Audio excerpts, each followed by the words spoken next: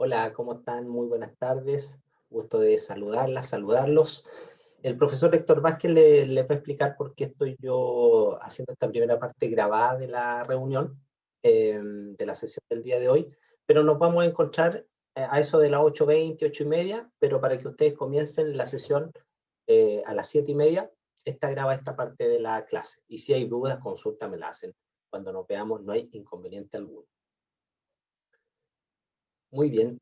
Bueno, ustedes se recuerdan que la sesión anterior comenzamos nosotros a ver ciertos aspectos que tenían que ver con la investigación científica. Bueno, nosotros alcanzamos a comentar el tema de los enfoques de la investigación científica, que eran tres enfoques: el enfoque de tipo cuantitativo, cualitativo y mixto. Esto ustedes lo tienen que haber visto, ¿cierto?, en el curso de metodología de la investigación, pero esto es una suerte de recordatorio para que se le haga más fácil el tema de la escritura científica. En cuanto a los alcances, no los enlaces, sino los alcances de la investigación científica cuantitativa. ¿Y por qué me refiero a la investigación cuantitativa? Porque es la que más uno hace en la parte de medicina, en ciencia de la salud. Tenemos nosotros 4 alcances, y los alcances van a estar también vinculados, relacionados con el nivel de profundidad y el tipo de estudio que uno vaya a realizar. Por lo tanto, también esto se correlaciona con llamémoslo así, la calidad metodológica de el escrito que tú vas a hacer, ¿ya? Del tipo de artículo. Entonces, hablamos nosotros de un alcance de tipo exploratorio cuando no existe evidencia sobre el tema, se están dando los primeros pasos sobre algo que no se conoce, y por lo tanto, por eso no hay suficiente evidencia como para, por ejemplo, establecer hipótesis. En este tipo de estudios no hay hipótesis. Ya el primer eslabón, llamémoslo así, en una cadena de profundidad en cuanto a los tipos de estudios. Posteriormente tenemos los estudios que son con un alcance descriptivo, donde, como bien su nombre lo dice, la función, el objetivo es hacer un relato, ¿cierto?, de las características que nosotros queremos contar en cuanto a variables, etcétera, y ahí se usan particularmente estadígrafos que permitan hacer este tipo de descripción. Seguidamente tenemos los estudios de investigación científica correlacionales, donde lo que se busca es establecer algún tipo de relación entre uno o más variables que permitan explicar algún tipo de fenómeno. Y finalmente tenemos los estudios, la investigación científica de carácter explicativa, que este es un nivel de profundidad mucho mayor, donde lo que buscamos son ya las respuestas del porqué de las cosas. Acá tenemos un esquema del enfoque de tipo cualitativo, donde independiente, ¿cierto?, que la particularidad que tienen los enfoques cualitativos es que, a pesar que existen fases que denotan el método científico, esencialmente eso, el camino en cuanto al cumplimiento de las fases no solamente tiene una dirección, sino que en el enfoque cualitativo muchas veces los investigadores tienen la posibilidad de devolverse a la etapa anterior para replantear su investigación. Pero acá lo relevante, lo fundamental y lo que se vincula con nuestra clase tiene que ver con la fase 9, que es la elaboración del reporte de resultados, que una de las formas del reporte de resultados es justamente lo que ustedes van a, o están aprendiendo en este curso, que es el reporte a través de artículos científicos. Acá tenemos el esquema del enfoque de tipo cuantitativo, donde, si se fijan, las etapas o las fases son absolutamente secuenciales, y también al final tenemos como última etapa el poder reportar, ¿cierto?, los resultados que nosotros obtuvimos. Como recordatorio también, mostrarle a ustedes cuáles son los diseños de investigación más comunes. Estos diseños de investigación se agrupan en dos poblaciones, llamémoslo así. Uno son los estudios de tipo observacional y los otros son los diseños de tipo experimental. La diferencia entre uno y otro en que en los primeros, el investigador o los investigadores no participa, no altera de ninguna manera el escenario, ¿cierto? El escenario donde se desarrolla la investigación. Solamente se dedica a anotar, como bien su nombre lo dice, a observar lo que pasa con la diferente situación. En cambio, en los estudios de tipo experimental, los arreglos experimentales son realizados de manera intencionada para poder evaluar la influencia de uno o más variables en un estudio que uno esté realizando. Entonces, estos son los diseños de investigación más comunes. En general, nosotros nos movemos en este tipo de estudios, ¿cierto? En estos diseños, porque lo que tiene que ver con los diseños experimentales son más complejos, requieren mayor implementación, mayor recurso, pero también los diseños experimentales tienen, como lo van a conocer con Diego en profundidad, tienen mayor peso científico, mayor evidencia científica. Y el mejor ejemplo de esto es lo que se está haciendo actualmente con las vacunas, que están buscando, ¿cierto?, la ayuda para mejorarnos del COVID-19, que son solamente ensayos clínicos. Importante una aclaración, esto como cultura general. Yo he visto que hablan de diseños de investigación de tipo transversales, longitudinales, o retrospectivo, prospectivo. En realidad, eso no son diseños en sí, sino que son características de los diseños. ¿Ya? Así que ahí las y los invito a que le den una vuelta a esto, porque me he encontrado con incluso paper, muchas tesis, donde la gente tiende a confundir esto. En realidad, cuando uno habla de diseño de investigación, tiene que nombrar los diseños que yo acá le acabo de mostrar, o ustedes pueden tener otro tipo de paper donde hablen de otro tipo de diseño, pero eso es lo que hay que hablar. El diseño de investigación no es un diseño de tipo transversal, no es un diseño de tipo longitudinal, sino que esas características son particularidades del propio diseño. Y para terminar esta presentación, las actitudes ideales de un investigador, que obviamente un investigador va a ser una persona que va a querer publicar, dar a conocer sus resultados, ¿cierto?, sus hallazgos. Lo primero, ustedes no tienen que aceptar vetos ni censuras.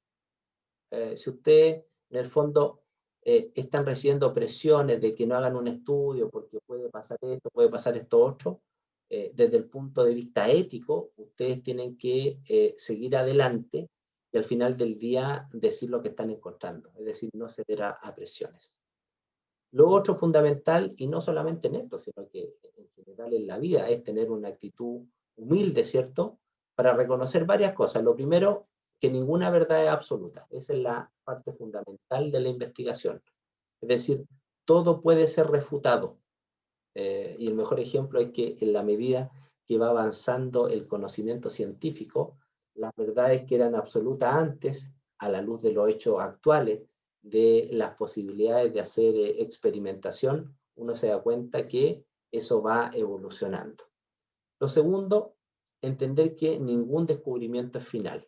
Por lo tanto, siempre uno va a ser parte de una cadena de hechos, de sucesos, donde generalmente es muy interesante que uno al final de una investigación siempre sea humilde en el sentido de reconocer cuáles son las limitaciones de tu investigación, porque al reconocer cuáles son las limitaciones de tu investigación, das pie para que se continúen investigaciones en torno a la temática que tú estás viendo. Lo otro, que toda teoría puede ser rebatible, que va en la línea de lo que nosotros acabamos de comentar. Fundamental el espíritu crítico, ¿cierto? Fundamental el espíritu crítico, no pensar que porque lo hago yo es lo mejor. Siempre hay que ser autocrítico, no autoflagelante, autocrítico. Y claro, uno cuando va a criticar el trabajo ajeno, lo tiene que hacer siempre con una mirada constructiva, ¿ya? Constructiva, de cómo yo ayudo al otro a que mejore lo que está haciendo. Ahora, acá hay una cuestión bien clara, y yo soy súper respetuoso que cada persona, cada ser humano tiene su verdad y esa verdad es por esencia respetable. Sin embargo, la gracia de la aplicación del método científico es que yo puedo demostrar con hechos que son medibles, cuantificables, alguna apreciación que yo estoy diciendo y basar en esos hechos una opinión mía que pueda estar en contraste con lo que opina otro. Por lo tanto, acá no hay, o vamos dejando fuera la subjetividad, que esto es así porque yo lo digo, no. Esto es así porque hice esta experimentación y estos son los resultados que me dieron. A eso me refiero. Veracidad a toda costa, la verdad, siempre la verdad, y perseverancia a toda prueba.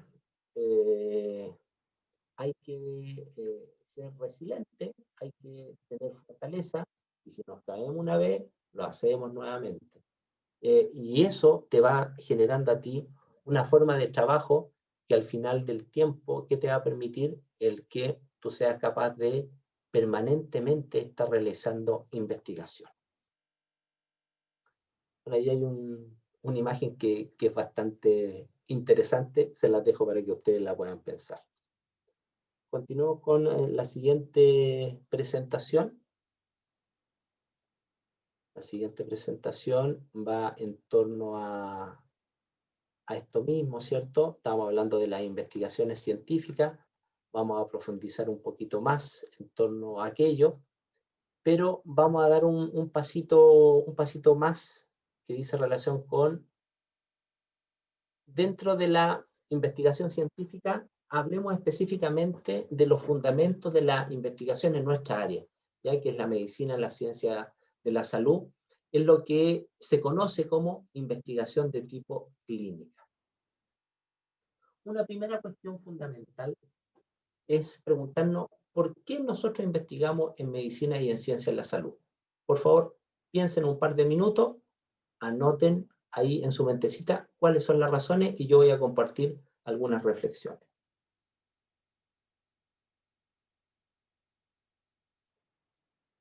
¿Fueron pensando?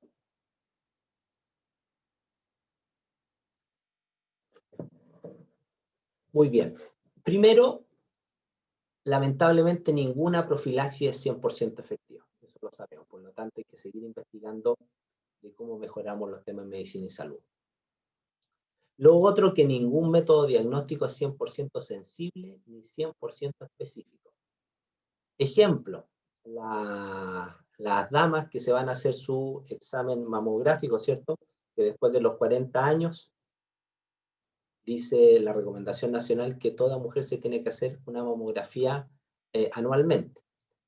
Pero, ¿qué pasa muchas veces? Que te sacan la mamografía y en el informe radiológico dice, se sugiere realizar examen ecográfico. Entonces, ¿qué ha pasado actualmente? Que las mujeres no solamente se tienen que sacar la mamografía, generalmente es la mamografía más la ecografía, porque el complemento de ambas te genera una mayor información diagnóstica que puede predecir con mayor fidelidad si tiene algún problema de cáncer o no. También ninguna terapia es 100% segura. Todas las terapias, hasta tomar agua en exceso, ¿cierto? Te va a generar problemas. Por lo tanto, tenemos ese desafío como sociedad. Ninguna profilaxis es 100% efectiva, ningún método de diagnóstico también es 100% efectivo, ni ninguna terapia es 100% segura. Por lo tanto, ¿qué podríamos decir? Que toda intervención en el ser humano implica riesgos.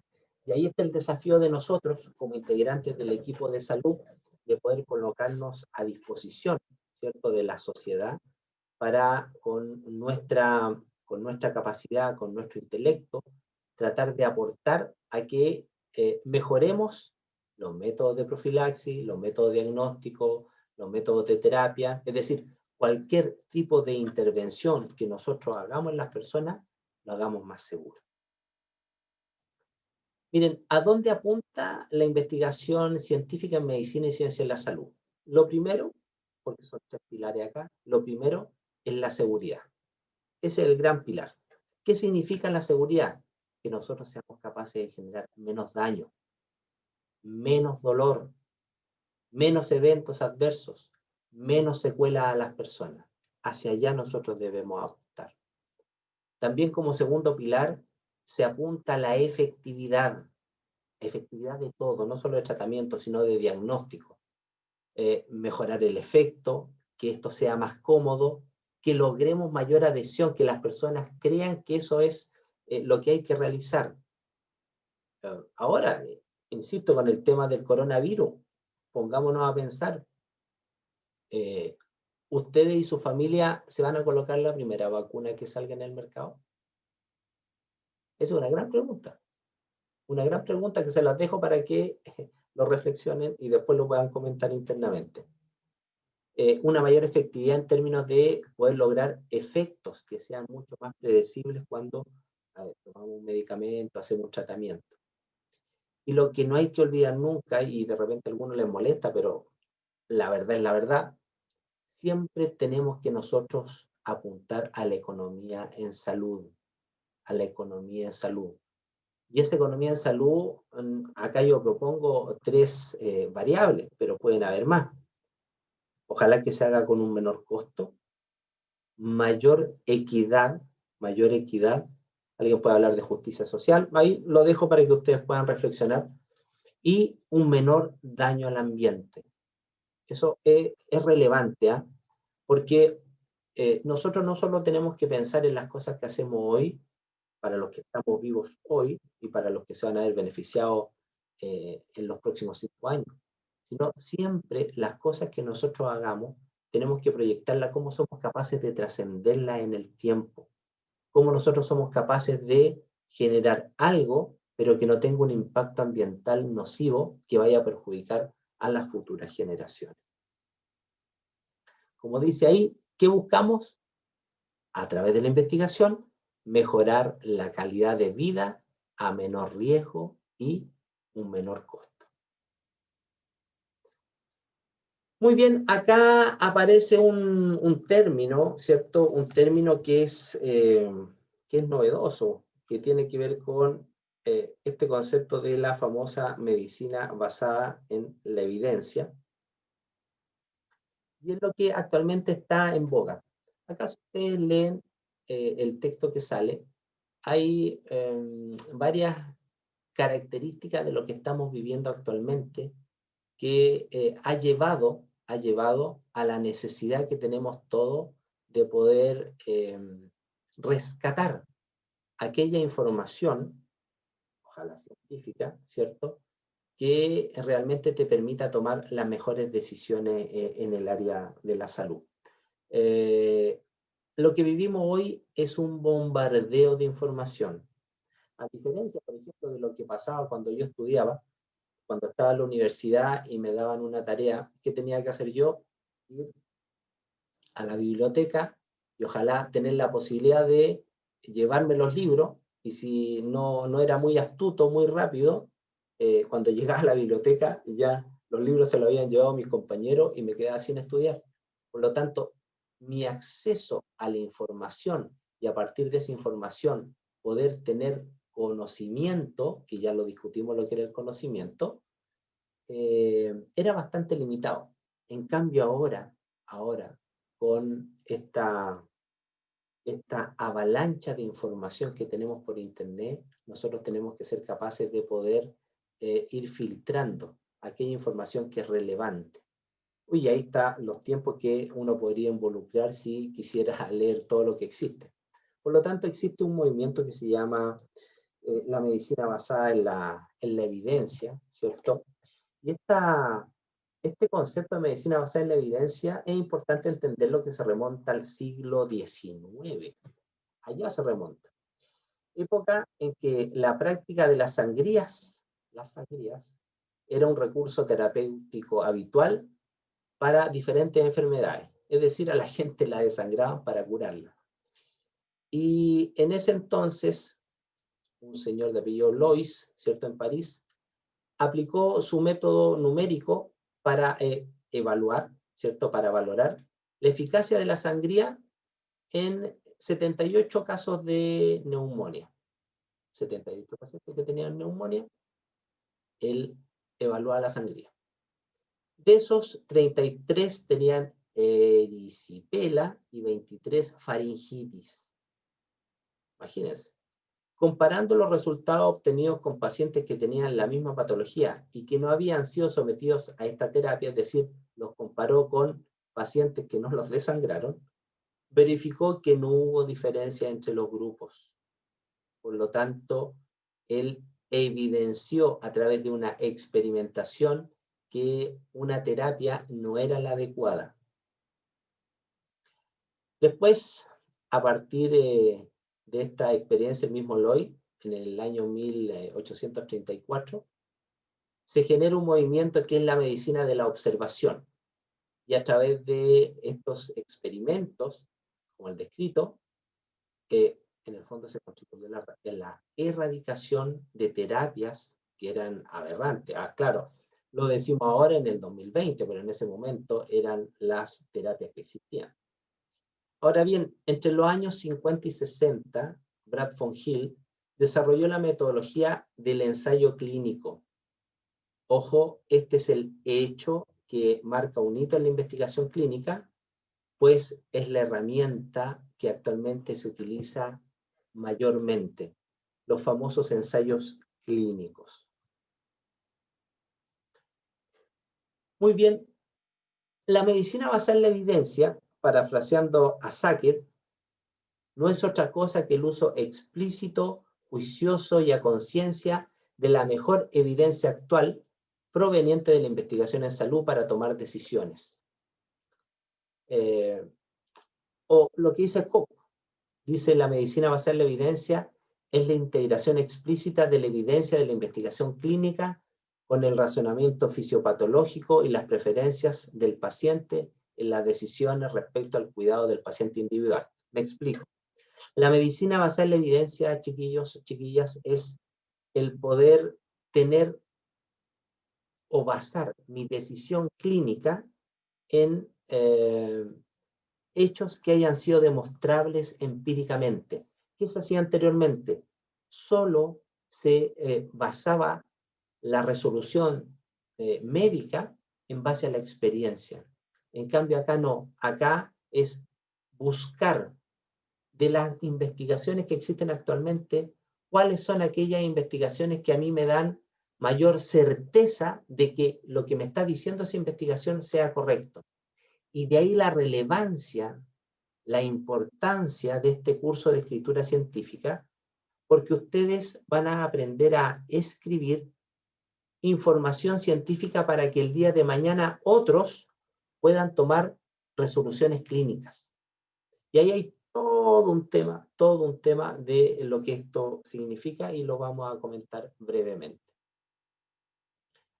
Es importante entender que la medicina basada en la evidencia, en el fondo, permite que varias disciplinas converjan en ella y en el fondo den el sustento para que ella exista. Tenemos la epidemiología clínica, la bioestadística, el análisis crítico de la literatura biomédica, que es un aspecto, ojo, que ustedes van a ver con el profesor Diego Nocetti, ¿ya? Eso es importante.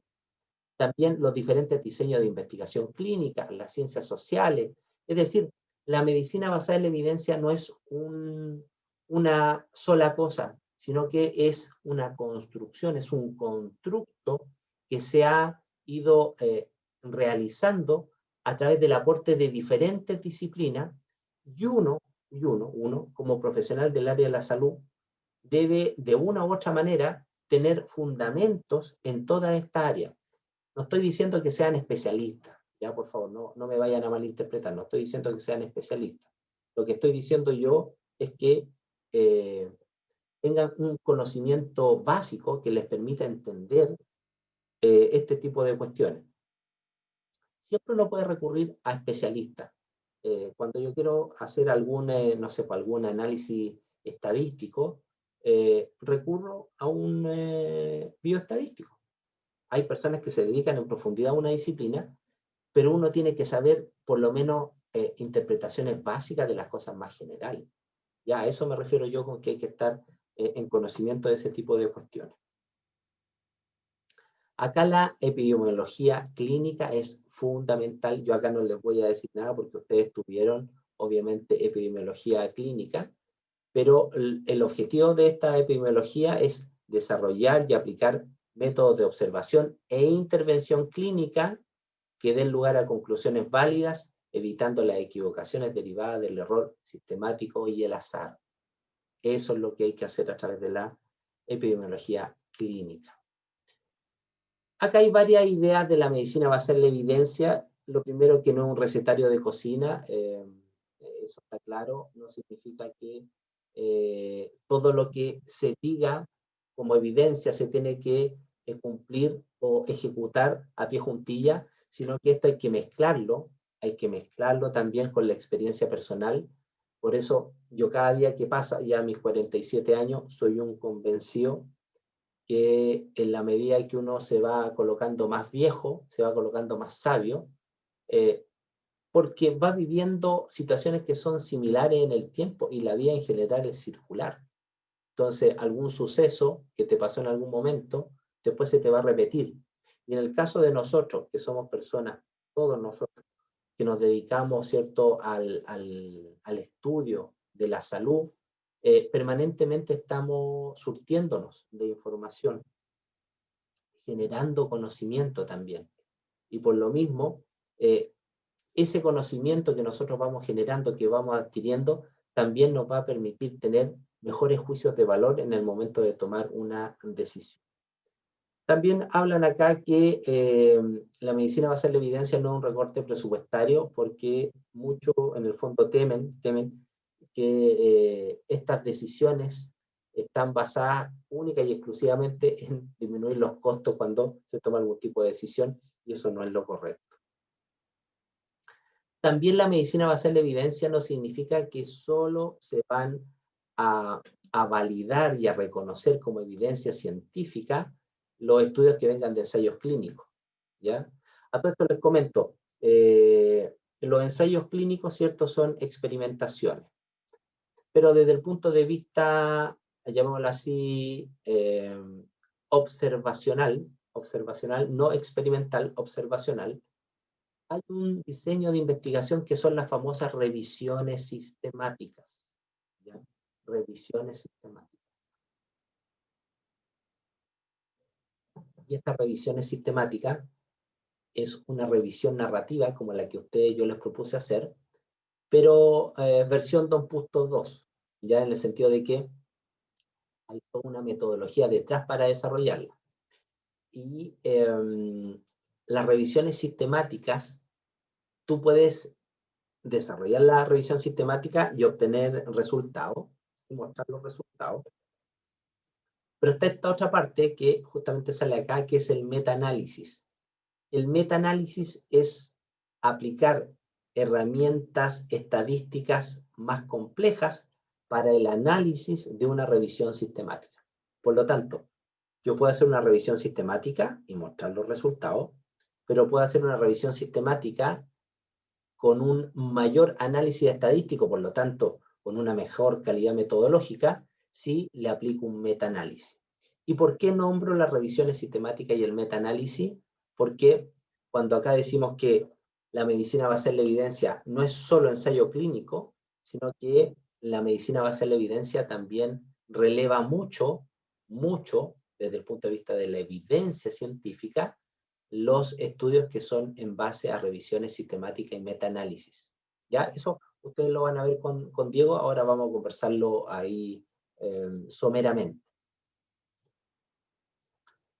Someramente, los conceptos de niveles de evidencia. ¿Ya?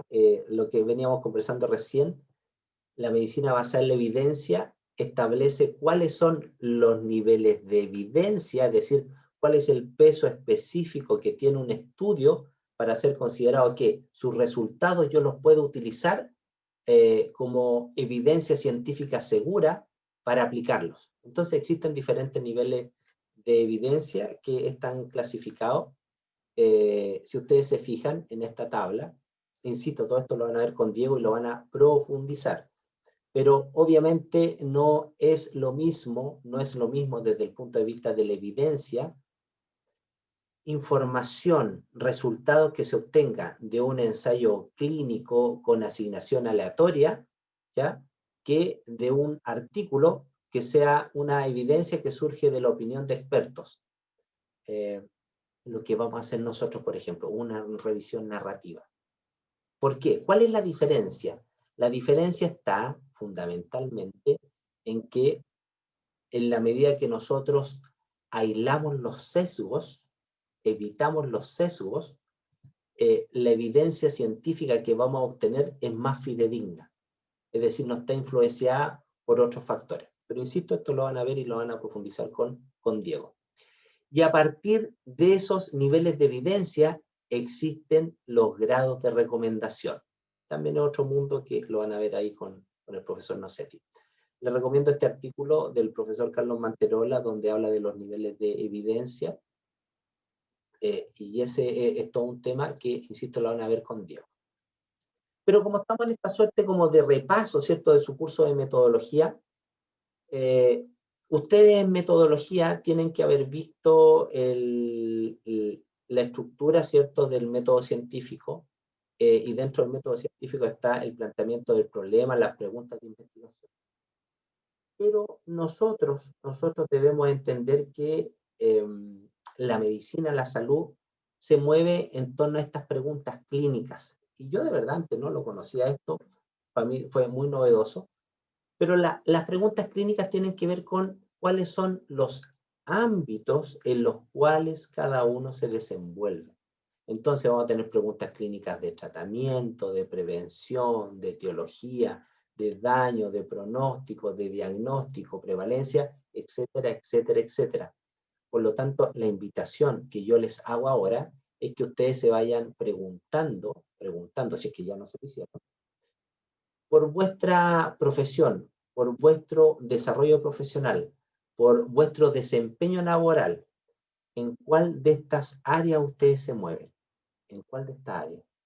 ¿Ya? Y esto también le va a dar muchas luces desde el punto de vista de cuál es la tesis que van a desarrollar, que yo no sé si ya la tienen lista el tema, que también, ojo, también yo le dije al profesor Vázquez que una de las alternativas para hacer un artículo era que pudieran hacer una revisión narrativa en torno al tema de vuestra tesis, ya si ustedes ya lo tenían listo, así que una alternativa más. Y acá están las famosas preguntas clínicas, que son las preguntas de investigación, que a su vez, y acá está la gracia, que a su vez se asocian con diseños de investigación para yo poder dar respuesta a estas preguntas clínicas. Entonces, cuando queremos ver nosotros preguntas de tipo etiológica, nos sugiere que desarrollemos nuestra investigación a través de diseños de investigación de cohorte, de caso control, o por ejemplo, cuando queremos hacer estudios de terapia y nuestras preguntas clínicas son de terapia, lo ideal es hacer ensayos clínicos randomizados, o tiene que ver con ensayos clínicos con distribución azarosa. Cuando quiero ver o analizar estudios de diagnóstico, ejemplo, lo que yo hago, cuál es la efectividad en el diagnóstico de cáncer de mama, yo siempre voy a tener estudios de gold standard, es decir, de estudios de oro, que son los estudios por esencia, que me entregan la mayor evidencia, pero yo lo contrasto con otro tipo de examen para ver si en términos de la información diagnóstica que me entrega es igual, menor o mayor. Ahí les recomiendo también este artículo del profesor Carlos Manterola que habla de investigación clínica, por qué realizarla y cómo desarrollarla. Muy bien, ahí termino la segunda exposición del día. En rigor esto era de la primera parte, de la primera parte de nuestra clase, ¿cierto? De la sesión. Ahora quiero avanzar y compartir con ustedes este paper, que tiene que ver con que avancemos un poquito en torno a la escritura que ustedes van a hacer de su revisión narrativa, para aquellos que eligieron revisión narrativa. Tengo claro, por ejemplo, que alguno de ustedes quiere hacer un artículo normal o el genérico, que es el artículo de investigación, el clásico, ¿cierto? Que lo vamos a ver en detalle, pero como la mayoría va a realizar una revisión narrativa, quiero compartir brevemente con ustedes este cuadrito. A ver, una revisión narrativa es, en el fondo, una descripción de un tema en particular desde la perspectiva mía. Es así de sencillo. Por lo tanto, tiene todos los sesgos que puede existir. Pero ¿por qué yo les planteo partir con un artículo de tipo de revisión narrativa? Porque claramente son los más sencillos de hacer. Son los más sencillos de hacer. Y en ese sentido, todos nosotros sentimos que en un área del conocimiento nos manejamos. Necesariamente en un área del conocimiento yo he estudiado más, tengo mayor experiencia, me siento más cómoda, más cómodo para moverme en esa área. Y de ahí que yo les planteo que escriban un artículo de revisión. Por eso, por la sencillez. Eso yo les pido un voto de confianza en términos de los años que llevo en esto. Y claro, alguien podría decir, no, yo quiero partir de inmediato escribiendo un artículo tradicional, ¿cierto? Original, que sea en base a un ensayo clínico enmascarado. Es decir, la sugerencia es siempre partir de lo menos complejo a lo más complejo. Entonces, de ahí viene mi sugerencia de que este curso sea evaluado a través de esa escritura. Y ojo, este tipo de artículo hasta el día de hoy tiene alto grado de aceptación en la revista, ¿ya? Por lo tanto, algunas sugerencias. Miren, la revisión narrativa, en cuanto a la pregunta de investigación, es un poquito ambigua. Es un poquito ambigua. Como pregunta de investigación, plantéense siempre el objetivo que ustedes querían cumplir. Cambien el tiempo verbal al inicio del objetivo y que ese sea su pregunta de investigación. Es más, en lo que ustedes tienen que presentar la próxima semana, recuerden que la próxima semana se viene intensa porque tienen una presentación de 5 minutos por grupo, ¿ya? Donde me tiene que mostrar cuál es su propuesta de revisión narrativa o del artículo que vayan a escribir. Uno de los puntos que tiene la pauta es que me tienen que explicitar la pregunta de investigación. En cuanto a la sección material y métodos, no hay sección material y métodos. Lo que uno hace generalmente en un artículo de revisión es la introducción, bueno, título, ¿cierto? Resumen, palabras claves, la introducción, que ustedes tienen que siempre partir como una pirámide invertida, yo ya les dije, desde lo general a lo particular, y en lo particular generalmente es, y por lo anterior, por lo tanto, dado que el objetivo del presente trabajo fue. Ahora ahí yo con el tiempo verbal ya he ido matizando un poco, porque, bueno, cada vez que pasa más el tiempo me coloco menos dogmático y voy creyendo en más cosas. Y eso es bueno porque no me creo dueño de la verdad y a cada persona le doy su espacio. Antes era bien dogmático en que el tiempo verbal siempre tenía que ser pasado, porque yo el paper ya lo escribí. Pero alguna vez alguien me dijo, sí, pero el paper cuando uno lo lee es el tiempo presente. Entonces ahí ya como que me dejó marcando ocupado. Pero bueno, elijan lo que ustedes quieran. Desde el punto de vista más purista, siento yo que hay que escribirlo en pasado. Por lo tanto, volviendo a la introducción, hay que terminar la introducción diciendo el objetivo del trabajo fue, y escriben el objetivo. Después, no hay una estructura fija que ustedes vayan a tener que seguir una pauta, porque recuerden que las revisiones narrativas tienen esa gracia, que son subjetivas, y cada uno le puede dar la impronta que quiera, pero ahí mi sugerencia es que siempre miren a la revista que van a escribir y se den cuenta cuál es el formato que tiene esa revista, ¿ya? Por lo tanto, lo que yo les sugiero es que coloquen como segunda parte de su revisión narrativa un gran título que sea desarrollo, ¿ok? Que se llame desarrollo. Y en el desarrollo, ustedes pueden describir todo lo que ustedes quieran. Y ahí dejan volar su imaginación colocando la cantidad de subtítulos como temas que ustedes quieran desarrollar en su revisión narrativa.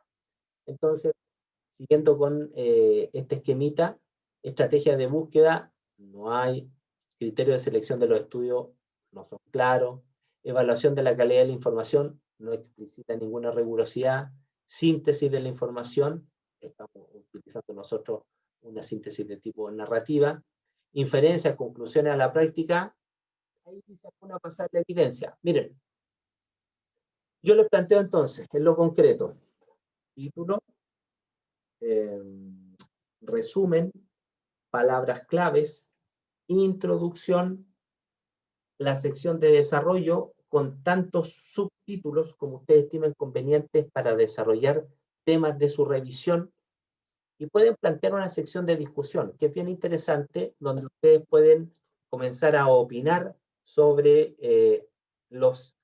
la información que fueron obteniendo de su revisión narrativa o de frentón no hacen una discusión y generan una conclusión, donde la conclusión tiene que estar dada de cómo ustedes van a responder al objetivo que se plantearon. ¿Ya? Y eso es una revisión de tipo narrativa. Veamos, chiquillos, ejemplos de artículos de revisión narrativa.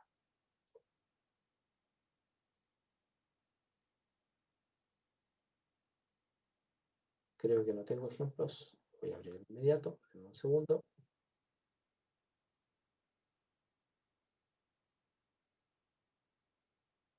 Vale.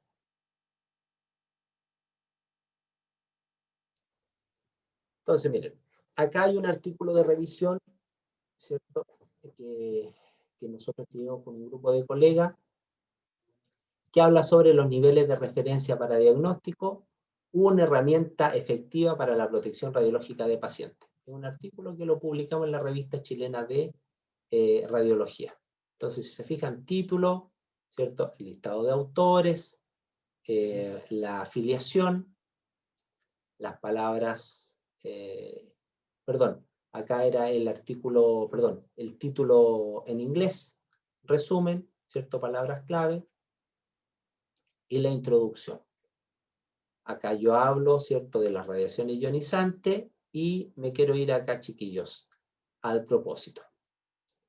Entonces, este trabajo de revisión tiene como objetivo, acá ocupé el tiempo presente, elaborar un documento guía para los profesionales de la salud y áreas afines que contenga de manera sucinta y con recomendaciones prácticas los principales aspectos a tener en cuenta para establecer el acrónimo de niveles de referencia para diagnóstico en procedimientos de radiodiagnóstico, intervencionismo y medicina nuclear, basado esencialmente en la publicación. Y lo que yo hice en este artículo fue en el fondo resumir un reporte de esta sigla, se llama Comisión Internacional de Protección Radiológica. Lo que hicimos nosotros con el equipo fue resumir en 7 hojas un reporte que era de, no sé, 150 páginas. ¿Ya? Por lo tanto, ahí está la introducción. Y acá, ¿qué hice yo? No coloqué desarrollo, sino que coloqué historia como primer punto. Hablé de los DRL, hablé de los DRL. Después dije, yo es interesante acá explicar definiciones que están en torno a esta temática. Coloqué definiciones como subtítulo, Después coloqué aspectos a considerar para establecer estos DRL y los desarrollé, y generé una discusión. ¿Vale? Y la discusión fui comentando, contrastando resultados que había yo ido encontrando en la lectura de los artículos. Y no hice conclusión. Ya ese es un ejemplo. Veamos otro ejemplo. Otro ejemplo.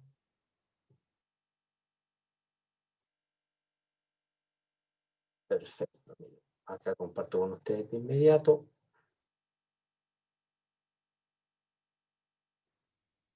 Acá hay otro artículo que habla sobre, denme un segundo.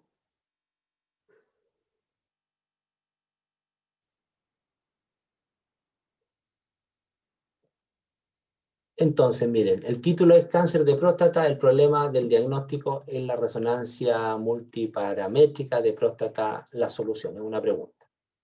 Entonces, si se fijan, acá los colegas hacen su introducción y comienzan a desarrollar la parte que sería el material y método de un artículo tradicional. Comienzan a desarrollar los subtítulos y los temas que ellos estimen convenientes. Lo mismo tienen que hacer ustedes en su propuesta de artículos de revisión. Genera una serie de subtítulos que en el fondo va abarcando las temáticas en cuanto a esta revisión narrativa. Coloca imágenes, ustedes también pueden colocar imágenes. Habla de anatomía patológica. En el fondo también un artículo de revisión lo tienen que tomar ustedes como la posibilidad de generar un documento que permita a alguien conocer de una temática, pero en pocas hojas. ¿Ya? No significa que ustedes van a hacer una búsqueda así desatada de una revisión bibliográfica así, pero extensa, del estado del arte, ¿ya? Sino que puede ser una temática en particular donde incluso ustedes quieren dar su opinión de cómo es.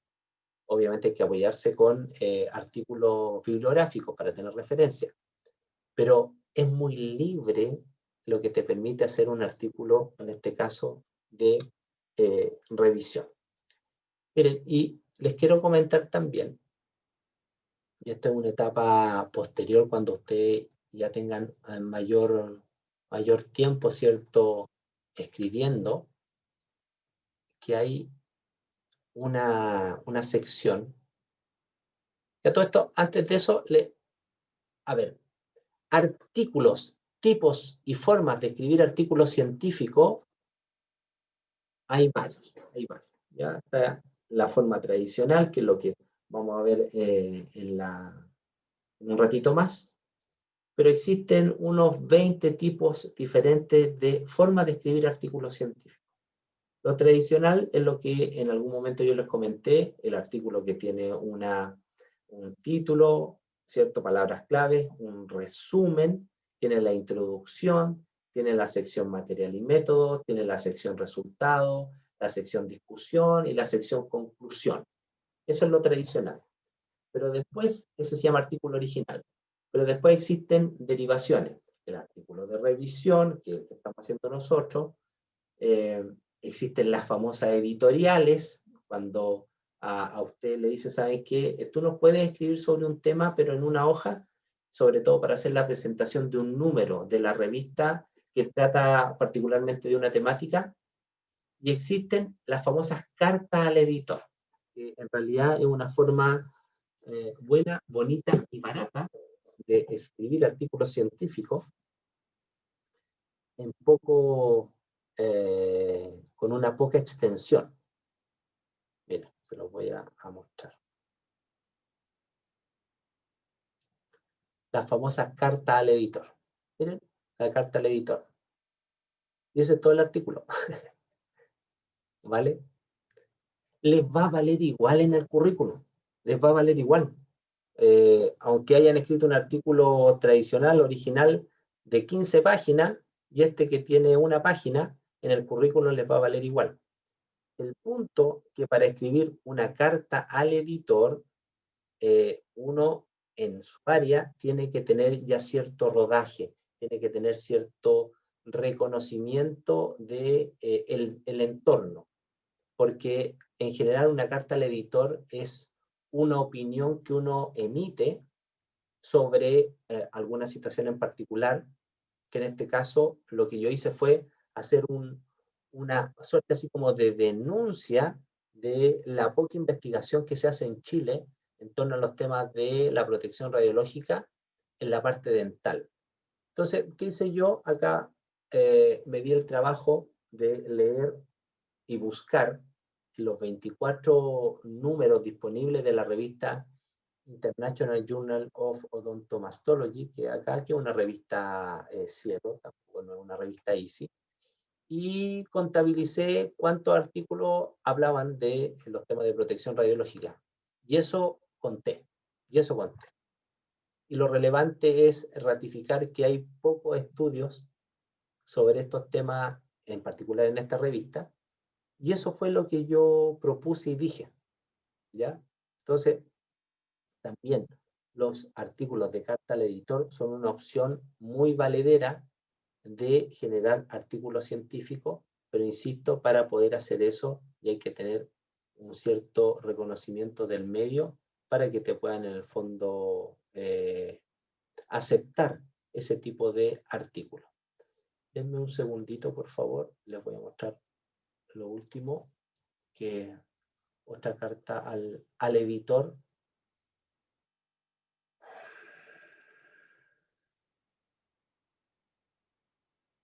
Es raro esto de estar hablando al computador, sin que nadie que uno sepa que no hay nadie, que se está grabando.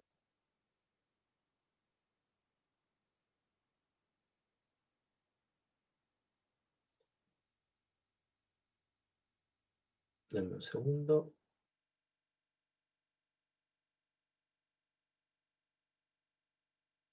Vale.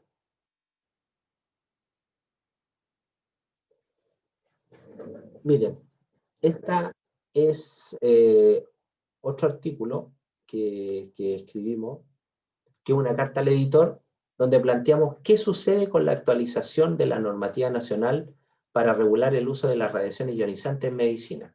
Lo escribimos en la revista chilena de radiología. Miren, la carta al editor, y esto es un paper. ¿Vale? Entonces, existe también este tipo de artículos que se llaman cartas al editor. Muy bien, lo dejamos hasta acá. Ya me esperan a que yo me integre. Una vez que terminen de ver esta presentación, ahí el profesor les va a dar un descanso. Nos vemos, si Dios quiere, en un ratito más. Muchas gracias por su comprensión y que estén muy bien.